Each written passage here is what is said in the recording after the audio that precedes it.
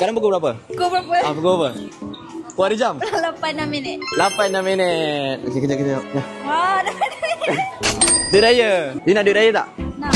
Oh, nak duit raya? Nak duit raya boleh. Tapi you kena jawab dengan jawapan yang salah. Okey. Sebelum tu nama siapa? Ira. Oh, Ira. Sekarang ni tengok buat apa? Baca buku. Baca buku? Mana buku? Mana? Okey, betul je duit raya. Bunyi kucing macam mana? Betul. Dapat. Okey. Tu bunyi apa? Yang selalu ada dekat atas bumbung saya kat rumah. Itu selalu bunyi kerusi macam nak patah. Macam mana bunyi ayam?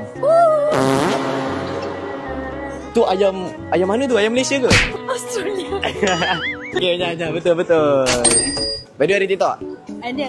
Kalau dapat tahu you follow I bagi RM100. I follow you lah. Betul ke follow I? Betul. Okey, siapa nama I? Anik.